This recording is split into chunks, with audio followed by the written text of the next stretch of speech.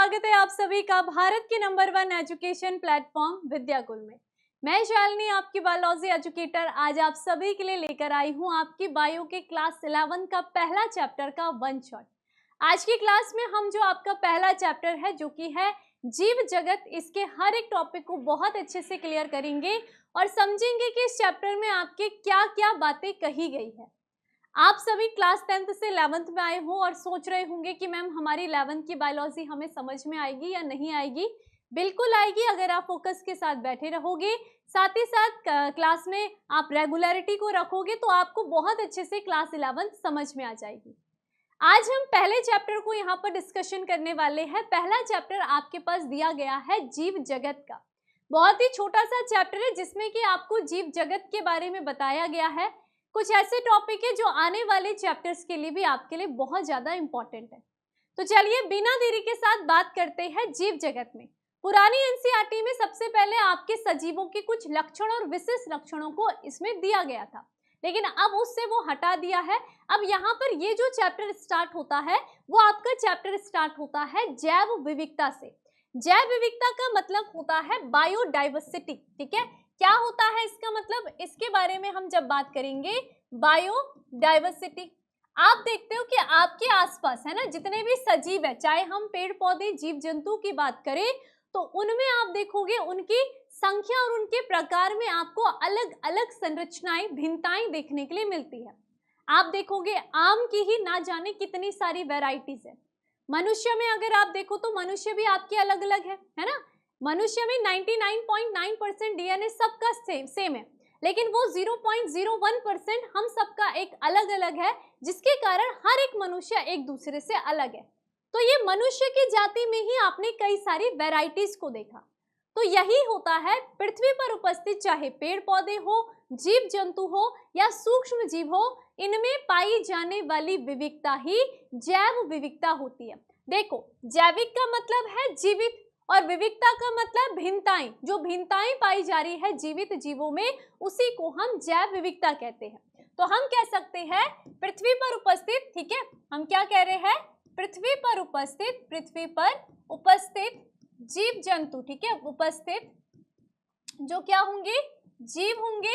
जीवों में आपके चाहे पेड़ पौधे हो, ठीक है, पेड़ पौधे हो, ठीक, या हम किसकी बात कर रहे हैं, जंतुओं की बात कर रहे हैं, ठीक है, चाहे जंतुओं की बात करें, चाहे हम किसकी बात करें, सूक्ष्म जीव की बात करें, सूक्ष्म जीव की बात करें। तो सूक्ष्म जीव के क्या संख्या व प्रकार में पाई जाने वाली विविधता, संख्या, और हम किसकी बात करेंगे, प्रकार। तो प्रकार में जो पाई जाने वाली विविधता होती है, प्रकार में पाई जाने वाली विविधता, पाई जाने वाली विविधता आपकी क्या कहलाती है, विविधता जैव विविधता कहलाती है। विविधता क्या कहलाएगी, जैव विविधता कहलाती है। क्लियर बात है, जैव विविधता कहलाती है। ठीक है, क्या कहलाएगी, जैव विविधता कहलाती है। ठीक है, ये आपको ध्यान रखना है। तो जैसे आप धान देखोगे तो धान की कई सारी आपको वैरायटीज देखने के लिए मिलेगी। आपने चावल देखे होंगे तो चावल कैसे हो, मोटे है, बारीक है ना। अगर आप दुकानों में जाओगे तो उनके प्राइस भी अलग अलग है। क्यों, उनकी क्वालिटी के आधार पर, उनके साइज के आधार पर। तो वो क्या है, आपकी धान में अलग अलग वैरायटीज है। अब यहाँ पर जो जैव विविधता होती है, यानी कि जीवों में ये जो विभिन्नताएं पाई जा रही है, ये यहाँ पर अलग अलग प्रकार की होती है। तो यहाँ पर हम कहते हैं कि जो जैव विविधता होती है वो आपकी 3 प्रकार की होती है। ठीक है, अगर हम बात करते हैं जैव विविधता के प्रकार की, जैव विविधता के प्रकार की हम बात करेंगे तो ये आपकी कितने प्रकार की पाई जाती है, 3 प्रकार की पाई जाती है। कौन कौन से पाई जाएगी, सबसे पहले आपकी आ जाती है आनुवांशिक विविधता। ठीक है, इसे हम क्या कहेंगे, आनुवांशिक विविधता, यानी कि जेनेटिक डाइवर्सिटी हम इसे कहते हैं, आनुवांशिक विविधता कहते हैं। दूसरी आपकी होती है जिसे हम क्या कहेंगे, जातीय विविधता कहते हैं, जातीय विविधता कहते हैं। ठीक है, स्पीसीज डाइवर्सिटी कहते हैं। और तीसरा जो प्रकार होता है इसे हम यहाँ पर क्या कहेंगे, जातीय विविधता कहते हैं। क्या, सॉरी, इसके हम क्या कहेंगे, पारिस्थितिक विविधता। ठीक है, क्या कहेंगे, पारिस्थितिक यहाँ पर क्या कहलाएगा, इकोलॉजिकल डाइवर्सिटी, यानी कि इसको हम क्या कह रहे हैं, विविधता कहते हैं। अब देखो, नाम से बहुत कुछ है। अगर जीवों के आनुवांशिक पदार्थ में विविधता है, ठीक है, आनुवांशिक पदार्थ एक दूसरे से अलग है, तो ऐसे आपकी एक जाति में विविधता पाई जाएगी जिसे आनुवांशिक विविधता कहते हैं। जैसे मैंने अभी मनुष्य का एग्जांपल दिया कि 99.9% सबका डीएनए आनुवांशिक पदार्थ एक ही है, लेकिन वो जो 0.1% डीएनए वो हम सबका अलग अलग है। तो यानी कि मनुष्य की एक जाति है, उसमें कौन सी विविधता है? आनुवांशिक विविधता है, जिसके कारण मनुष्य आपके अलग अलग आपको देखने के लिए मिल रहे हैं। वही अगर हम जातीय विविधता की बात करें, जाति एक है लेकिन उसी में कई सारी वेराइटीज है। अभी मैंने धान का एग्जांपल दिया, चावल आप देख रहे हो अलग अलग वेराइटीज, ठीक है, जैसे आप मोमोज में अलग अलग जो आपका मोमो होता है उसमें अलग अलग वेराइटीज देखते हो, ठीक उसी तरीके से आम में देखोगे, धान में देखोगे, या अन्य जीवों में आप देखोगे अलग अलग। मेंढक में अगर आपने देखा होगा, ठीक है, तो मेंढक में भी अलग अलग वेराइटीज आपको देखने के लिए मिलेगी, वो उनकी जातीय विविधता कहलाती है। एक ही जाति के कई सारे रूप आपने देखे, वो जातीय विविधता कहलाएगी। और तीसरी होती है पारिस्थितिक विविधता, जो कि परितंत्र के कारण होगी। मरुस्थलीय परितंत्र में अलग जीव रहते हैं, वहां का वातावरण अलग होगा, जंगलों का वातावरण, वहां में रहने वाले जीव अलग होंगे। तो ये क्या है तो यहाँ पर सारा का सारा स्थलीय परितंत्र, लेकिन उसी में आपको मरुस्थलीय परितंत्र, जंगल, घास के मैदान, ये सब आपको अलग अलग परितंत्र दिखाई दे रहे हैं, वहां रहने वाले जीव आपके अलग अलग है। तो ये आपका क्या कहलाता है? पारिस्थितिक विविधता कहलाता है।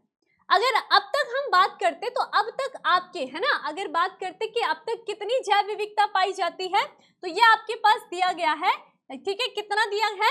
1.7 मिलियन से लेकर के 1.7 मिलियन से लेकर के आपका कितना है यहाँ पर 1.8 मिलियन तक आपकी क्या पाई जाती है, यहाँ पर इतने आपकी जीवों की वेराइटीज अब तक खोजी जा चुकी है। कितना? 1.7 से लेकर के 1.8 मिलियन तक आपकी जैव विविधता को खोजा जा चुका है। क्लियर है? तो ये आपको ध्यान रखना है, ये सबसे पहला टॉपिक है आपके इस चैप्टर का, ठीक है। तो ये देख रहे हो आप कितने सारे जीव हैं और इनकी वेराइटीज आपको अलग अलग देखने के लिए मिलती है। तो जैव विविधता क्या है? पृथ्वी पर उपस्थित जीवों की संख्या और प्रकार को जैव विविधता कहते हैं। अब तक ज्ञात वर्णित स्पीसीज की संख्या लगभग 1.7 मिलियन से लेके 1.8 मिलियन तक हो सकती है। अब यहाँ पर आ जाता है क्या कि पृथ्वी पर इतने सारे जीव उपस्थित है, तो क्या सभी को एक ही नाम से जाना जा रहा है या सभी का नाम आपका क्या है? हर क्षेत्र में अलग अलग नाम आप देखते हो, है ना, जैसे आपके घर का नाम अलग है, स्कूल का नाम अलग है, ऑफिस का नाम अलग है, ठीक उसी तरीके से इन जीवों को भी वहां के क्षेत्र के अनुसार, वहां की बोली के अनुसार अलग अलग नामों से जाना जाता है। तो अगर हम यहाँ पर अध्ययन करेंगे तो ऐसे तो हमें अध्ययन करने में बड़ी ही कठिनाई हो जाएगी। भाई कोई अगर साउथ में रह रहा है वो किसी जीव को कोई और नाम से बता रहा है, नॉर्थ वाला अलग से बता रहा है, लेकिन अगर वो कहीं एक ही जगह पर इनका अध्ययन करेंगे तो कैसे करेंगे? बड़ी ही दिक्कत हो जाएगी। तो इन सब के अध्ययन को सरल करने के लिए हमने यहाँ पर इन जीवों का मानक नाम रखा है, ठीक है। यहाँ पर क्या रखा जाता है? जो जीव होते हैं उनका मानक नाम रखा जाता है। क्या होता है? मानक नाम। इसी मानक नाम को हम क्या कहते हैं? वैज्ञानिक नाम भी कहते हैं। अब वैज्ञानिक नाम वो नाम होता है जिसके, ठीक है, वो ऐसा नाम है जिससे वो पूरे विश्व में सिर्फ उसी नाम से जाना जाएगा। जैसे कि हम मनुष्य की बात करें तो मनुष्य को होमो सैपियंस के नाम से ही जाना जाता है। मेंढक की बात करते तो मेंढक का जो मानक नाम है जिसको पूरे विश्व में उसको उसी नाम से जाना जाएगा, राना टिग्रीना के नाम से, ठीक है। तो ये इसी को हम क्या कहते हैं? इसका वैज्ञानिक नाम भी कहते हैं। अब अगर वैज्ञानिक नाम की बात करें तो वैज्ञानिक नाम जो सर्वप्रथम यहाँ पर दिया गया है वो किसने दिया था? ये वैज्ञानिक नाम रखा था आपके सबसे पहले वैज्ञानिक कैरोलस लीनियस ने रखा था, ठीक है। कैरोलस लीनियस जो थे, ठीक है, लीनियस जो थे उन्होंने सबसे पहले किसका? आम का वैज्ञानिक नाम रखा था, ठीक है। तो यहाँ पर आम का क्या किया था? आम का वैज्ञानिक नाम रखा था, ठीक है। और वो वैज्ञानिक नाम क्या है? वो वैज्ञानिक नाम है मैंजीफेरा इंडिका, ठीक है, मैंजीफेरा, ठीक है, मैंजीफेरा इंडिका। यहाँ पर आपका क्या होता है? इंडिका वैज्ञानिक, यानी कि किसका? आम का यहाँ पर वैज्ञानिक नाम कैरोलस लीनियस जी ने दिया। अब जिस तरीके से आम का दिया उसी तरीके से जीवों के नामों को रखने के लिए आपकी अलग अलग कसौटियां हैं, ठीक है। आपको पता है कि जीव आपके क्या है? आपकी पृथ्वी पर जीव जंतु भी पाए जाते हैं, है ना, आपकी पृथ्वी पर जीव जंतु भी पाए जाते हैं, तो उनके नाम रखने के लिए कोई कसौटी होगी, ठीक है। और यहाँ पर क्या होती है? आपकी वनस्पति भी रखी, यहाँ पर वनस्पतियां यानी कि आपके क्या होते हैं? पेड़ पौधे भी पाए जाते हैं, ठीक है। तो यहाँ पर अब देखो मैंने कहा पृथ्वी पर उपस्थित हर प्रत्येक जीव का अपना अपना मानक नाम है। एक छोटी सी चींटी से लेकर के बड़े से बड़े जीव का भी मानक यानी कि वैज्ञानिक नाम है। तो इनको रखने की जो यहाँ पर जो कोड जिम्मेदार होते हैं, जो कसौटी होती है, वो कौन है? अगर हम बात करते हैं किसके लिए, अगर जंतुओं का, जो जीव जंतु है जैसे कि हाथी, घोड़ा, भैंस, है ना, गाय, ये मनुष्य, इन सबके नाम रखा गया है किसके द्वारा? यहाँ पर आपका ICZN के द्वारा। क्लियर? यानी कि ये क्या होता है? इंटरनेशनल, क्या है ये आपका, ये क्या कहलाएगा? इंटरनेशनल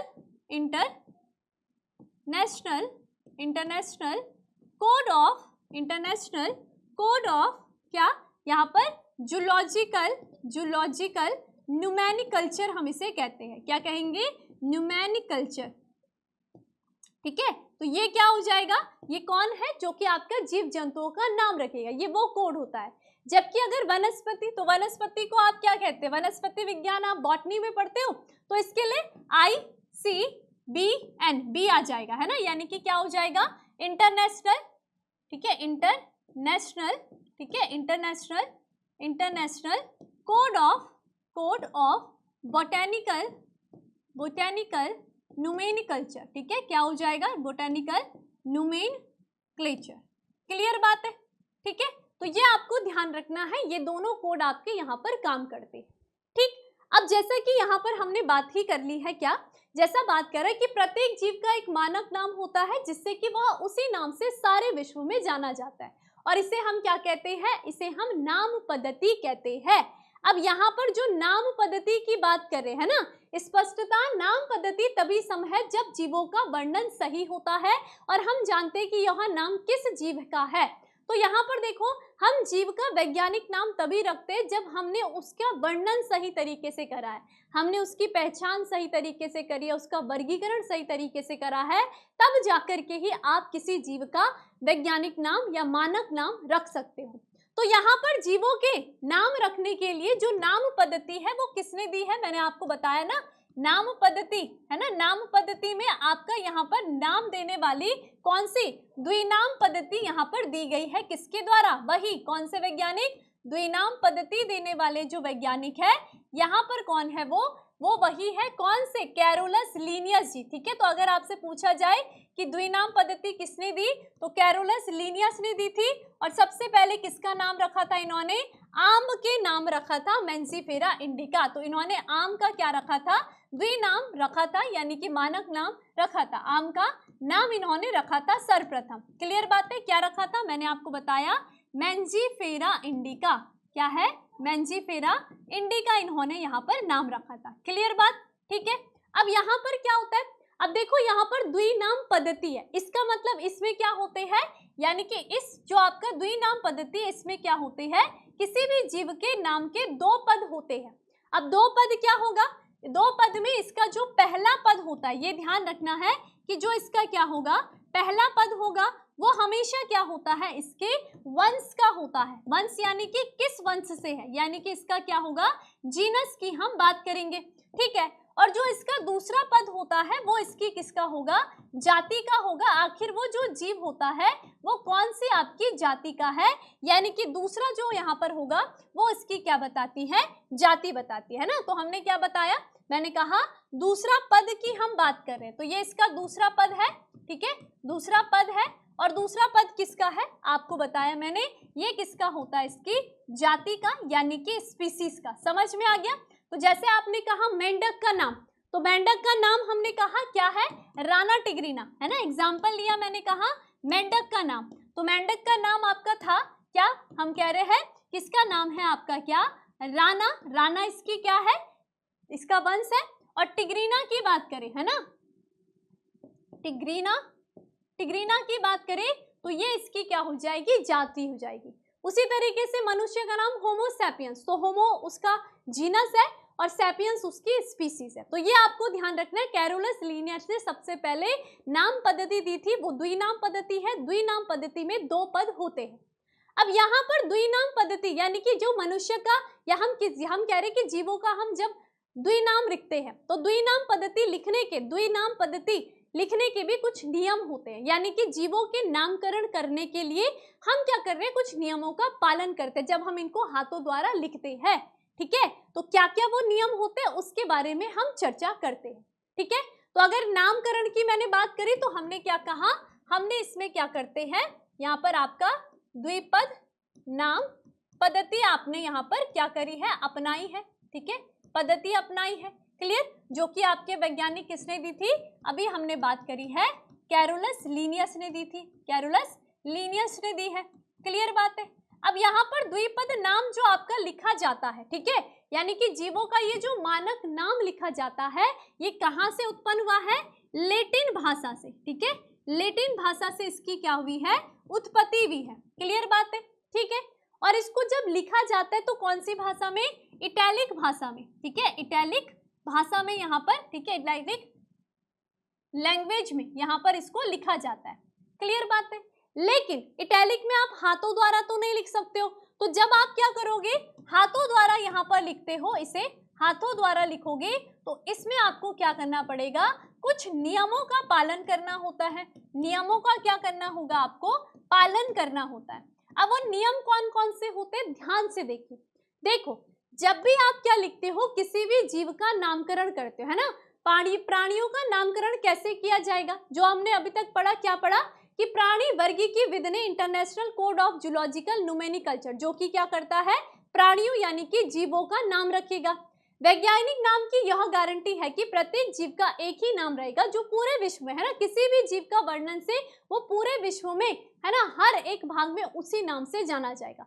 तो हर एक जीव का केवल एक ही वैज्ञानिक नाम होता है, ये ध्यान रखना है। ठीक है, यह भी वो सुनिश्चित करते कि एक ही नाम किसी दूसरे ज्ञात जीव का ना हो। तो अगर मैंजीफेरा इंडिका आम का है तो किसी और का नहीं हो सकता है वो। क्लियर, ये ध्यान रखना है। अब देखो, जीव वैज्ञानिक ज्ञात जीवों के वैज्ञानिक नाम देने के लिए सार्वजनिक मान्य नियमों का पालन करता है। अब वो कौन कौन से नियम है, जैसे कि मैंने पहला कहा कि प्रत्येक नाम के दो घटक होते हैं। कौन कौन से होंगे, पहला आपका नियम कहता है कि पहला घटक हमने कहा कि वंश नाम होता है और जाति संकेत होता है ना। किसी भी जीव के वैज्ञानिक नाम रखने के यहाँ पर दो पद होते हैं, पहला पद उसका वंश होता है, दूसरा पद उसका जाति होता है। ठीक है, इस प्रणाली जिसमें दो नाम के दो घटक होते हैं उसे हम द्विपद नाम पद्धति कहते हैं। नामकरण प्रणाली को किसने दिया है, आपके कैरोलस लीनियस वैज्ञानिक ने दिया है। क्लियर, ठीक है। अब लिखने के नियम क्या होते हैं, तो लिखने के नियम जब हम क्या लिख रहे हैं, हाथों द्वारा लिखते हैं, तो पहला नियम क्या होता है कि आप क्या करोगे, वंश नाम पर, है ना, जब हाथों द्वारा लिखोगे वंश नाम, वह आपके क्या होते हैं, जाति पद में, है ना, वंश नाम और जाति पद में आप क्या देखते हो, आपको क्या करना होता है, अंडरलाइन करनी होती है। अंडरलाइन करोगे, अंडरलाइन करोगे और कैसे करोगे, अलग अलग करते हो। ठीक है, कैसे करोगे, अलग अलग करोगे। यानी कि जैसे मैंने अभी यहाँ पर लिखा, मैंने कहा, हमने लिखा मैंजीफेरा, है ना, क्या लिखा, मैंजीफेरा, मैंजीफेरा, क्या लिखा, इंडिका लिखा। क्लियर, इंडिका लिखा। क्लियर बात है।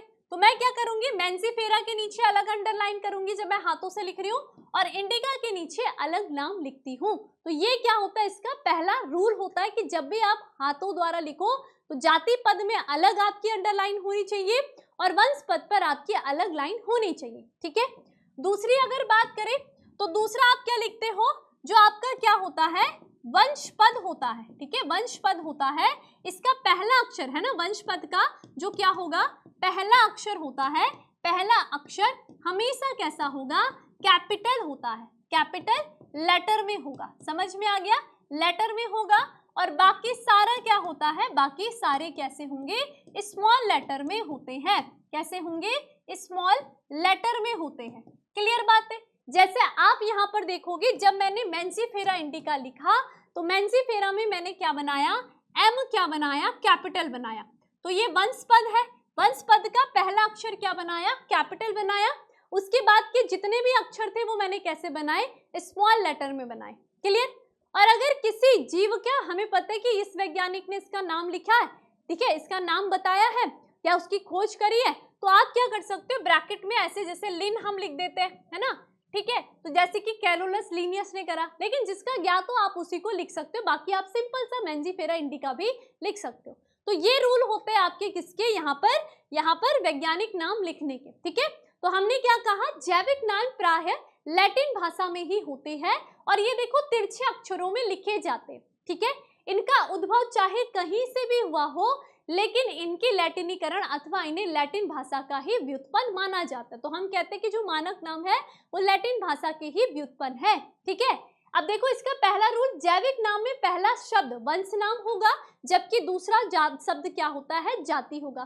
पहला वंश जीनस, दूसरा जाति पद होगा, ठीक है। उसके अलावा जैविक नाम को जब हाथों से लिखते हैं तब दोनों शब्दों को अलग अलग रेखांकित अथवा छपाई में तिरछा लिखा जाता है। तो अलग अलग रेखांकित करते हैं और ये रेखांकन करना क्या बताता है, उनके आप जो रेखा चित्र कर रहे हो उनके नीचे वो किसको बता रहा है, उनके लैटिन भाषा के उद्भव को बता रहा है कि वहां से ये आए, ठीक है। पहला अक्षर जो वंश नाम का बताता है वह बड़े अक्षर में होना चाहिए, जबकि जाति संकेत में छोटे अक्षर होने चाहिए, जैसे कि मेंजिफेरा इंडिका का मैंने आपको उदाहरण दे दिया है ना। जाति संकेत पद के बाद अथवा जैविक नाम के अंत में लेखक का नाम भी लिखते हैं। इसे संक्षेप में हम, जैसे मैंने लिन लिखा ना, तो जिसका ज्ञात हो आप केवल उसका ही लिखोगे, अर्थात इसका अर्थ है कि सबसे पहले स्पीसीज का वर्णन किसने किया था, मेंजिफेरा का आपके कैरोलस लीनियस ने किया था। यद्यपि सभी जीवों का अध्ययन करना लगभग असंभव है, इसलिए ऐसी युक्ति बनाने की आवश्यकता होती है जो इसे संभव कर सके। तो अब यहाँ पर वैज्ञानिक नाम रखने के लिए हमने कोई यहाँ पर युक्तियां बनाई कि कैसे हम इनका वैज्ञानिक नाम रखें। अब आपको पता है कि पृथ्वी पर इतने सारे जीव हैं, हर किसी का हमें वंश नहीं पता, हर किसी की जाति नहीं पता है। तो सबसे पहले हम जीवों का वर्गीकरण करते हैं।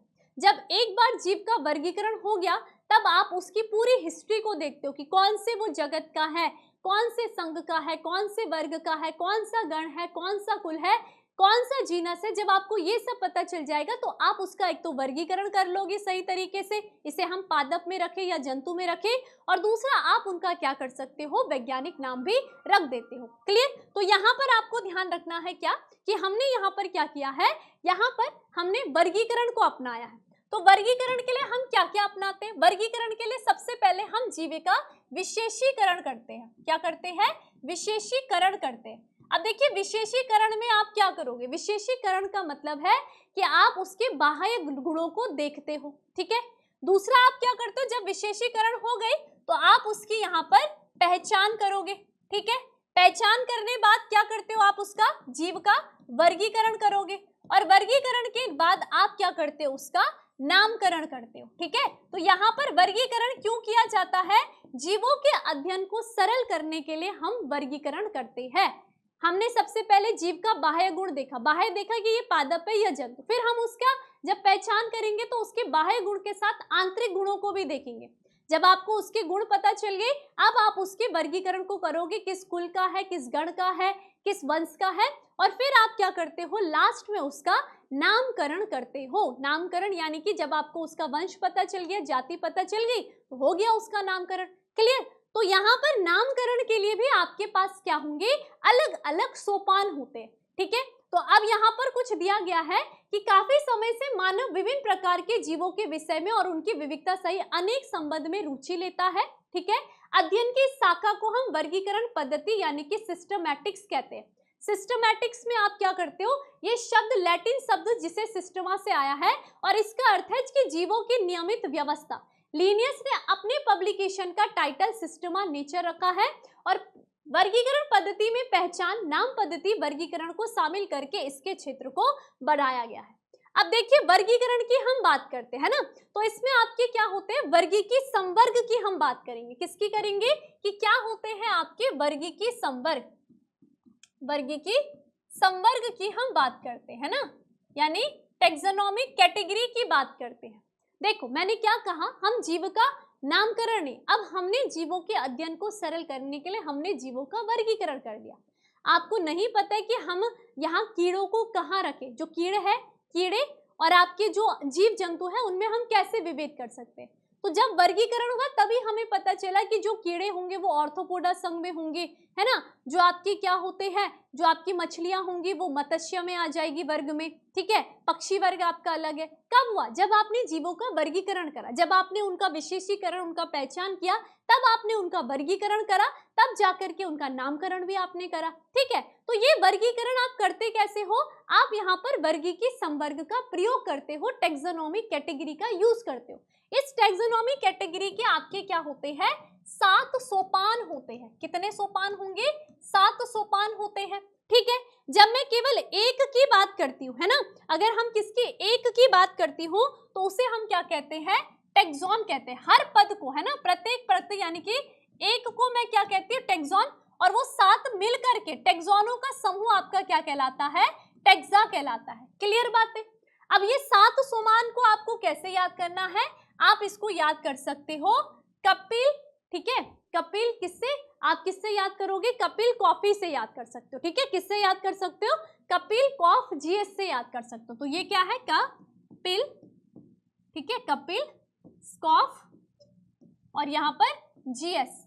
अब देखो इससे कैसे याद कर सकते हो, ठीक है। इसमें आपको ध्यान रखना है, देखिए क्या, K P C O F G S. अब देखो ये 7 सोपान याद करने के तरीके मैंने आपको क्या बताया, मैंने कहा आपने इसको याद करना है कपिल कॉफ जीएस से, ठीक है। तो यहाँ पर क्या हो गया, कपिल कॉफ यानी कि एक आपका हो गया Kapil, K P C O F G S, है ना। के मतलब होता है किंगडम, किंगडम की बात करें तो यानी कि आपका क्या हो जाएगा, जगत हो जाएगा। टी मतलब होता है फाइलम, फाइलम यानी कि इसका मतलब होता है आपका संघ, ठीक है। सी मतलब होता है क्लास, क्लास का मतलब होता है वर्ग, ठीक है। ओ मतलब होता है ऑर्डर, ऑर्डर का मतलब होता है गण, क्लियर। एफ मतलब होता है फैमिली, फैमिली का मतलब होता है आपकी क्या, कुल, ठीक है। उसके बाद जी का मतलब होता है जीनस, जीनस का मतलब होता है वंश, और एस मतलब होता है स्पीसीज, यानी कि यहाँ पर इसे हम क्या कहते हैं, जाति कहते हैं। तो यहाँ पर ये आपका क्या है, वर्गीकरण हुआ है जीवों का। आपको पता चलेगा कि ये जो जीव है ये किस जगत का है। जगत में आपका जैसे पादप और जंतु होता है, ठीक है, तो जगत आपके दो ही है, पादप या जंतु है, क्लियर। फाइलम की बात करें तो संघ तो हम किसमें बोलेंगे, जीव जंतु में, लेकिन हम यहाँ पर पेड़ पौधों के संदर्भ में हम उनको भाग में यानी कि डिवीजन में वर्गीकृत करते हैं, ठीक है। कौन सी डिवीजन होगी उनकी, क्लियर है। तो आप देखोगे जो आपकी वर्गीकरण की सबसे छोटी इकाई है वो आपकी क्या होती है, जाति होती है। सबसे छोटी इकाई आपकी क्या होगी, वर्गीकरण की जाति होती है। यानी कि जाति में आप ऐसे जीवों को रखोगे जिनमें सबसे ज्यादा समान लक्षण होते हैं। यहाँ पर क्या होंगे, सबसे ज्यादा क्या होते हैं, जीवों में समान लक्षण होते हैं, ठीक है।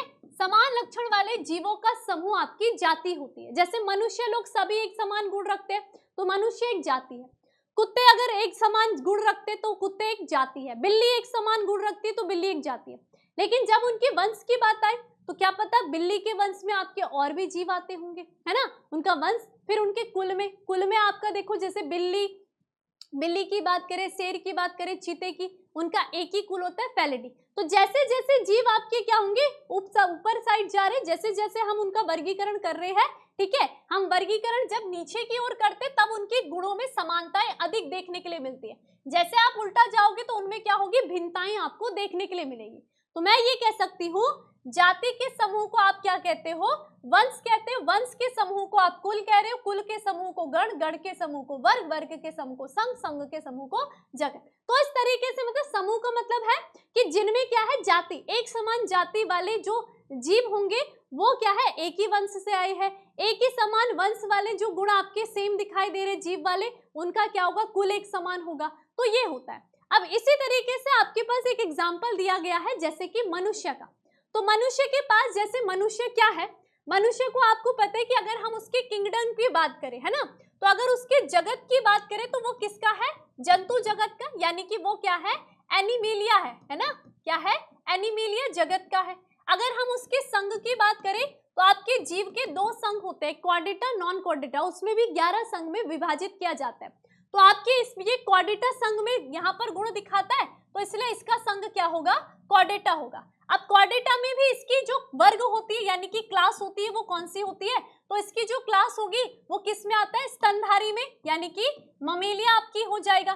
ठीक है, अगर इसके गण की बात करते हैं यानी कि ऑर्डर, तो इसका ऑर्डर यानी कि ये कैसा होता है, प्राइमेट्स होता है। ठीक है, आपके जीव प्राइमेट्स नॉन प्राइमेट्स होते हैं, लेकिन मनुष्य प्राइमेट्स में आता है। फिर अगर हम इसके कुल की बात करें तो मनुष्य का जो कुल होता है वो होमिनिडी होता है। ठीक है, यानी कि कौन से कुल का है, इसका जो कुल है वो होमिनिडी का है। अगर हम इसके वंश की बात करें तो वंश इसका आपको पता है कि कौन सा होगा, होमो हो जाएगा। और जाति इसका क्या हो जाएगा, आपका यहाँ पर सेपियंस हो जाएगा। ठीक है, सेपियंस हो जाएगा।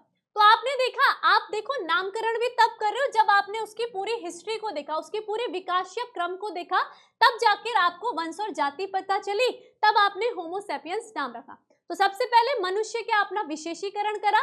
ठीक है, उसके बाद उसकी पहचान करी कि वो जंतु जगत का है या पादप जगत का है, उसका वर्गीकरण करा। इस तरीके से जो वर्गीकरण हुआ तो फिर आपने उसका नामकरण करा। तो यही आपका क्या कहलाता है, जीवों के अध्ययन को सरल करने के लिए आप जीवों का वर्गीकरण करते हो। जैसे इसके एग्जाम्पल में भी आप बहुत सारी चीजें समझ सकते हो, है ना।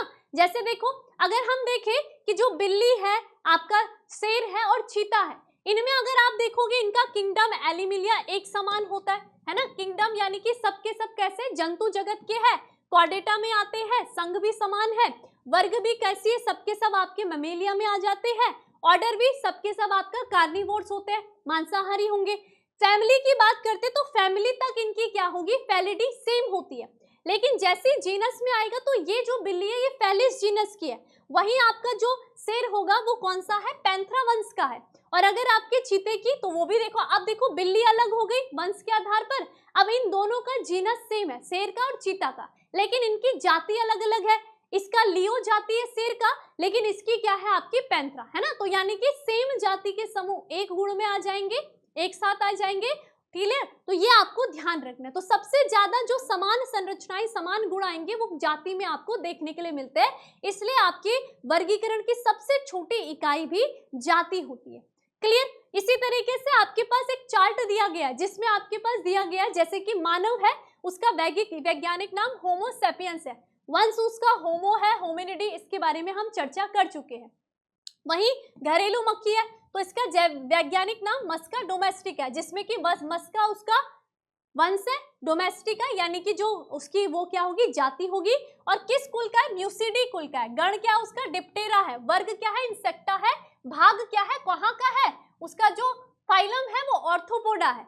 वहीं अगर हम आम और गेहूं की बात करें तो अगर देखें तो इनका जो संघ यानी कि जो भाग है वो कहाँ का है, ये एंजियोस्पर्म के है, पुष्पीय पादप होते हैं। लेकिन अगर इनके वर्ग की बात करें तो आपका जो आम है वो डाइकोटिलेडॉन है ना, आम क्या है, डाइकोटिलेडॉन है। लेकिन वहीं अगर गेहूं को देखो वो आपका एक बीजपत्री है, मोनोकोटिलेडॉन होता है। गण देखो इसका आपका सेपिडेंस होता है और इसका पोएल्स होता है। उसी तरीके से आप देखोगे कुल इनके अलग अलग है, उससे आपका क्या है, यहाँ पर वंश मैंजीफेरा और गेहूं का ट्रिट्रिकम होगा।